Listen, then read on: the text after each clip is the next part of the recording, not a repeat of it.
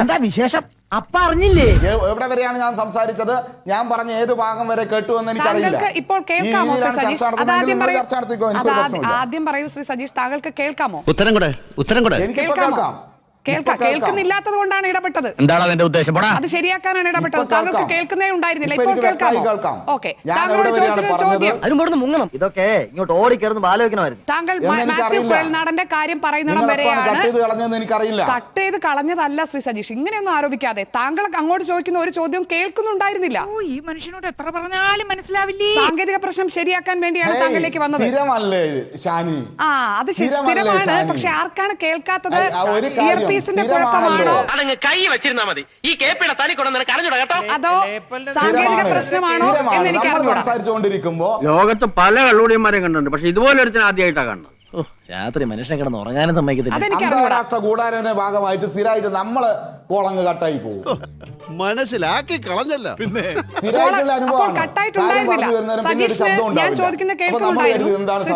ഇല്ലെങ്കിൽ നിങ്ങൾ എങ്ങനെ ഇടപെട്ടുകൊണ്ടിരിക്കും? ഒന്ന് മണപ്പിക്കുമ്പോഴേക്കും ആരുടെയെങ്കിലും ഒക്കെ പുറത്ത് കുതിര കയറാൻ തുടങ്ങുന്ന അസുഖം ഉണ്ടല്ലോ, അത് നിങ്ങൾക്ക് ഈയിടെ വളരെ കൂടുന്നു. സത്യത്തിൽ നിങ്ങൾ ഇടപെടുന്നത് ഞങ്ങൾക്കൊരു ഇഷ്ടമാണ് കേട്ടോ.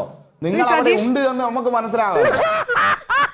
ഇത് നമ്മൾ കുറെ നേരം സംസാരിച്ചു കഴിഞ്ഞാൽ പിന്നെ ഒരു ശബ്ദം ഉണ്ടാവില്ല. എന്താ അമ്മായി ഇത്? ഇവിടെ ഇങ്ങനെയാ ശബ്ദം ഉണ്ടാകുന്ന സമയത്ത് പിന്നെ നമ്മുടെ ചെവിയില് ഈ ഫോൺ റിങ് ചെയ്യും. അപ്പൊ മനസ്സിലാവും നിങ്ങൾ നേരത്തെ എപ്പോ ഇത് കട്ട് ചെയ്ത് കളഞ്ഞിട്ട്. ഇവൻ നമ്മളെ കുഴപ്പിക്കാനുള്ള പരിപാടി. ഇവനിതിൽ എന്തോ കൈയുണ്ട്. എന്നിട്ട് നമ്മളിവിടെ ഇങ്ങനെ വെറുതെ ഇരിക്കുകയാണ്. നിങ്ങൾക്ക് ഏകപക്ഷീയമായിട്ട് അങ്ങ് നടത്തിയാൽ മതി. ഇത് മനസ്സിലായോ? ഏകപക്ഷീയമായിട്ട് അങ്ങ് നടത്തിയാൽ മതി ഈ ചർച്ച. ഓഹോ, കളി പഠിച്ചിട്ട് വന്നിരിക്കുകയാണല്ലേ? ഈ താങ്കൾ അങ്ങോട്ട് ചോദിക്കുന്നതൊന്നും കേൾക്കാത്ത പോലെ ഇത് പ്രഭാഷണം നടത്താൻ അവന്റെ സമനില തെറ്റിയിരിക്കുക. അതേ സാങ്കേതിക പ്രശ്നമുണ്ട് എന്ന് ഞാൻ മനസ്സിലാക്കുന്നു. ഞങ്ങളുടെ സാങ്കേതിക വിഭാഗം താങ്കളോട് സംസാരിക്കട്ടെ. എനിക്ക് യാതൊരു ബുദ്ധിമുട്ടുമില്ല. നീ നന്നാവില്ല, അത് താൻ പറഞ്ഞിട്ട് വേണോ ഞാൻ അറിയാൻ. ഈ രീതിയിൽ മുന്നോട്ട് പോകാനായിട്ട് സാധ്യമല്ല. എനിക്ക് മറുപടി പറയാൻ കഴിയാഞ്ഞിട്ടാന്നൊന്നും വെച്ച് കാച്ചി കളയുക. അങ്ങനെ ഒരു ശീലം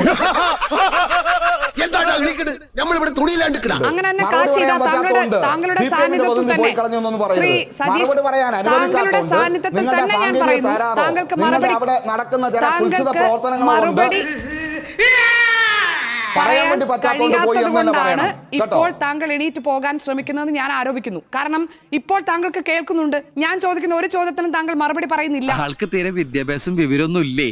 വിഡ്ഢിത്തിരെ പറയുള്ളൂ, തെണ്ടി. ദീർഘനേരം സംസാരിച്ചു തന്നെ പോവുകയാണ്. താങ്കൾ ആരോപിച്ചു. എനിക്കതിൽ ഒരു പ്രശ്നമില്ല.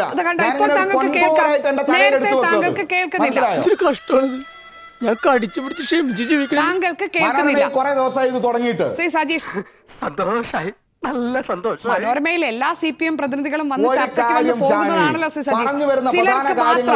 സംസാരിക്കുന്നതിനിടയിൽ ഒന്നും ചോദിക്കുന്നില്ല, കേൾക്കുന്നില്ല. അതൊക്കെ നാട്ടുകാർക്ക് അറിയാവുന്ന കാര്യം അല്ലേ? നമ്മൾ പ്രതിഷേധം പറയും. നമുക്ക് മറുപടി ഇല്ലാത്തതുകൊണ്ടാണ്. പോയതല്ല ശ്രീ സജീഷ്, താങ്കളോട് ചോദിച്ചുകൊണ്ടേയിരുന്നു. മറുപടിന്റെ പ്രശ്നം ഇവിടെ ഇല്ല. എന്നൊരു അഭിപ്രായം ചോദിച്ചാൽ തനിക്ക് തോന്നുന്ന അഭിപ്രായമാണ് പറയുന്നത്. പിന്നെ തനിക്ക് തോന്നിയ അഭിപ്രായം ഞാൻ പറയണം? നിങ്ങൾക്ക് മറുപടി പറഞ്ഞിട്ട് അവസാനിപ്പിച്ചു പോകേണ്ട കാര്യമില്ല. സ്വന്തം കഴിവുകേട് മറയ്ക്കാൻ ഉപകരണങ്ങളിൽ പഴിചാരിക. നിങ്ങൾക്ക് മറുപടി തന്നില്ലെങ്കിൽ കേരളത്തിൽ അങ്ങ് മറുപടി പറയാൻ പറ്റില്ല. ഇത് നേരെ ചൊവ്വ പോകുന്ന ലക്ഷണില്ല. ഞങ്ങൾക്ക് കേരളത്തിലെ ജനങ്ങളായിട്ട് ബന്ധമുണ്ട്. ജനങ്ങളായിട്ട് സംസാരിച്ച പോരെ.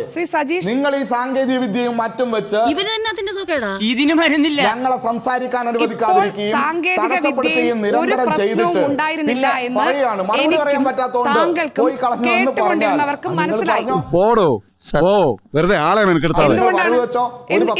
ഞാൻ ചോദിക്കുന്നത് താങ്കൾക്ക് കേൾക്കാമല്ലോ. കേൾക്കുന്നില്ല എന്ന് താങ്കൾ ഭാവിക്കുകയല്ലേ? അതിന് തന്നാരും വിളിച്ചില്ല. കേൾക്കാമല്ലോ ഞാൻ ചോദിക്കുന്നത്. കേൾക്കുന്നേ ഇല്ല എന്ന് താങ്കൾ ഇത്രയും നേരം ഭാവിച്ചുകൊണ്ടിരുന്നതല്ലേ? ഞാൻ നേരത്തെ തന്നെ പറഞ്ഞല്ലോ. ഏതാ നിന്റെ രാജ്യം? കോഴിക്കോട്. കുതിരവട്ടമല്ലല്ലോ. നിങ്ങളുടെ ഞാൻ എന്ത് പറഞ്ഞിട്ട് ഷാനി അങ്ങനെ പുതിയ വിളവെന്നെടുത്ത് ചർച്ചയിൽ വരല്ലേ? എന്താ നീ പിറുപിറുക്കണേ? ഞാൻ കണക്ട് ചെയ്യരുത് എന്ന് പറഞ്ഞിട്ടാ തുടങ്ങിയത്. കേട്ടിട്ടുള്ള ആളുകൾക്കറിയാം. ഇത് വല്ല ഇടങ്ങേറായല്ലോ. എന്തായിരുന്നു നിങ്ങളുടെ PCR-ൽ നിന്ന് എന്നോട് സംസാരിക്കുകയാണ്. ഇപ്പൊ കേൾക്കുന്നുണ്ടോ? അപ്പൊ ഞാൻ പറഞ്ഞു കണക്ട് ചെയ്യരുത്, കണക്ട് ചെയ്യരുത്. എനിക്കറിയണം എവിടെ വെച്ചാണ് എന്റെ സംസാരം അവസാനിച്ചത്. എന്തിനാ അറിയുന്നത്? നിന്നെ സമ്മതിക്കണം. നിന്റെ വായിൽ എങ്ങനെയാടാ ഇത്രയും പെട്ടെന്ന് ഇത്രയും വലിയ നുണകൾ വരുന്നേ? അറിഞ്ഞിട്ട് നിങ്ങൾ എവിടെ വെച്ചാണ് ഇത് കട്ട് ചെയ്തത്, ഏത് ഭാഗമാണ് ഇല്ലാതാക്കിയത് എന്നറിയണം. അതിന് വേണ്ടിട്ടാ. എന്നാലും തന്റെ ഒരു തൊലിക്കെട്ടി സമ്മതിച്ചിരിക്കുന്നു. ഞങ്ങൾ അല്ല, ഞാൻ കേൾക്കുന്നില്ല എന്ന് പറഞ്ഞു. അപ്പൊ ഷാനിനോട് പറഞ്ഞത് മാത്യു കുഴൽനാടനെ കുറിച്ച് ഷാനി എന്തിനാ അങ്ങനെ സംസാരിച്ചുകൊണ്ടിരുന്നപ്പോൾ വ്യാഖ്യാനിച്ചത്? ഞാൻ ഷാനിനോട് പറഞ്ഞു ഞാൻ കേൾക്കുന്നില്ല. കഴിപ്പണം കെട്ടവന്മാരെ കൊണ്ട് ഒരു ഇരിക്കെ പുറതെയില്ല ചെല്ല. ഞാൻ ഇപ്പോഴും കേൾക്കുന്നുണ്ട് ഷാനിയുടെ ഏതോ ശബ്ദം. ഞാൻ ഇപ്പോഴും എന്റെ ഇയർഫോണിലൂടെ കേട്ടോണ്ടിരിക്കുന്നുണ്ട്. എന്താണെന്ന് എനിക്ക് വ്യക്തമൊന്നുമല്ല. താങ്കൾ ഒരു കാര്യം ഞാൻ കേൾക്കുന്നില്ല എന്ന് ഞാൻ പറഞ്ഞിട്ടില്ല. ഞാൻ സംസാരിച്ചുകൊണ്ടിരിക്കുമ്പോൾ കട്ടാക്കി എന്നാണ് ഞാൻ പറഞ്ഞത്. അതിനുശേഷം മനുഷ്യനെ നാണം കെടുത്താനായിട്ട് ഓരോ കോമാളി വേഷോട്ടോണ്ട് ഇറങ്ങിയിരിക്കുക. നിങ്ങളുടെ PCR നിന്ന് എന്നോട് ഫോണിൽ സംസാരിച്ചു. ഫോണിൽ സംസാരിച്ചത് ഞാൻ കേട്ടു. ഞാൻ ഇയർഫോണിലൂടെ കേട്ടു. അപ്പൊ ഞാൻ പറഞ്ഞു കണക്ട് ചെയ്യരുത്. ഭാവി ചെല്ലിനോർത്ത് പാതാളം എന്നല്ലാണ്ട് പിന്നെ എന്ത് പറയാൻ? ഞാൻ കേൾക്കുന്നില്ല എന്നല്ല പറഞ്ഞത്. കണക്ട് ചെയ്യരുത്. എന്തുകൊണ്ട് കണക്ട് ചെയ്യരുത്? ഞാൻ എന്താണ് പറഞ്ഞത്, എവിടെയാണ് പറഞ്ഞ് അവസാനിപ്പിച്ചത് എന്നെല്ലാം ഒന്നും ഞാൻ അറിയില്ല. തന്നെ കൊണ്ടൊന്നും കൂട്ടിയേ കൂടില്ല. നല്ല പ്രായണ്ടല്ലേ, വല്ല പണിക്ക് പോയി. അതുകൊണ്ട് അത് കൺഫേം ചെയ്തിട്ടാണ് കണക്ട് ചെയ്യാവൂ എന്നല്ല ഞാൻ പറഞ്ഞത്. കേൾക്കുന്നില്ല എന്ന് ഞാൻ എനിക്ക് മനസ്സിലായത് ഒറ്റ കാര്യമാണ് സജീഷ്. അതായത് താങ്കൾക്ക് ഇടയ്ക്ക് ഉയരുന്ന ചോദ്യങ്ങളൊക്കെ കേൾക്കാം, താങ്കൾ കേൾക്കുന്നേ ഇല്ല എന്ന് ഭാവിക്കുകയാണ്. അതാണ് സംഭവിച്ചത് അല്ലേ? സാങ്കേതിക പ്രശ്നമല്ല. ഞാൻ പറഞ്ഞല്ലോ, ഇപ്പൊ താങ്കൾ പറഞ്ഞ ഞാൻ കേട്ടു. കാരണം ഞാൻ സംസാരിക്കാത്ത സമയത്താണ് താങ്കൾ പറഞ്ഞത്. ഞാൻ വ്യക്തമായി കേട്ടു. സംസാരിക്കുമ്പോഴേ കേൾക്കാൻ പറ്റും, സാങ്കേതിക പ്രശ്നമില്ലെങ്കിൽ. ഞാൻ ഇടയിൽ മുഴുവൻ താങ്കളോട് ചോദ്യങ്ങൾ ചോദിക്കുന്നുണ്ടായിരുന്നു. മാത്യു കുഴൽനാടന്റെ കാര്യം ചോദിച്ചപ്പോൾ ഇടപെട്ട് ചോദിക്കുന്നുണ്ടായിരുന്നു. അതൊന്നും താങ്കൾ കേൾക്കാത്തതാണോ, കേട്ടില്ല എന്ന് ഭാവിച്ചതാണോ?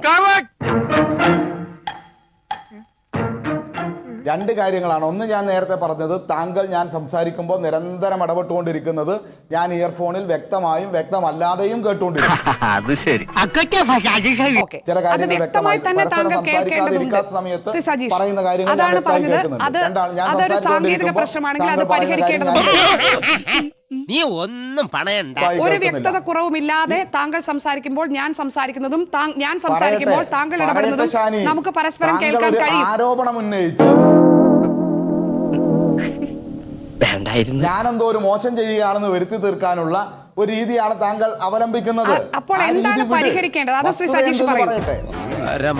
സജീഷ് പറയൂ. സജീഷിന് ഇടയ്ക്ക് കേൾക്കുന്നുണ്ടോ കേൾക്കുന്നില്ലയോ? അത് മാത്രം ഇപ്പോൾ പറയും. പരിഹാരം ഉണ്ടാകേണ്ട പ്രശ്നമാണോ? കേൾക്കുന്നുണ്ടോ ഇല്ലയോ? കുറച്ചുകൂടെ തീ തിന്നുക, എന്നിട്ട് അതിന്റെ കൂടെ കുറച്ച് മണ്ണോടെ കഴിച്ചോളൂ. ഒന്ന് ആളി പടരട്ടെ. ഷാനി, ഒറ്റ കാര്യം ഞാൻ പറയട്ടെ. ഷാനി ഇത് പറഞ്ഞുകൊണ്ടിരിക്കുന്നത് എന്തിനു വേണ്ടിയിട്ടാണ്? നീ എന്നെ പേടിപ്പിക്കണം. ഇപ്പൊ ഷാനി പറഞ്ഞത് ഞാൻ കേട്ടു. കേൾക്കുന്നുണ്ടോ കേൾക്കുന്നില്ലയോ എന്നുള്ള പറഞ്ഞ കാര്യം ഞാൻ കേട്ടു. സംസാരിക്കുന്ന നേരത്തെ മാത്യു കുഴൽനാടന്റെ കാര്യം ചോദിച്ചത് സജീഷിന് കേട്ടിരുന്നു. ഞാനൊരു സത്യം പറഞ്ഞ് വിശ്വസിക്കൂ. എനിക്കത് ഓർമ്മയില്ല. ഞാൻ നേരത്തെ സംസാരിച്ചു കൊണ്ടിരിക്കുമ്പോ ഒരു ഘട്ടമെത്തിയപ്പോ ഷാനി പറയട്ടെ. ഒത്തില്ല. ആ മൂപ്പര് ഒപ്പിക്കാൻ നടക്കുക. നീ നോക്കിക്കോളാ, ഇനി ഒരു നിമിഷം ഞാൻ ഇവിടെ നിൽക്കത്തില്ല. ഒരു 6 ഇഞ്ച് നീങ്ങി ഒരു ചുവന്ന സ്വിച്ച് കാണുന്നുണ്ടോ? കാണുന്നുണ്ട്. ഈ സ്വിച്ചിന്റെ കാര്യമാണ്.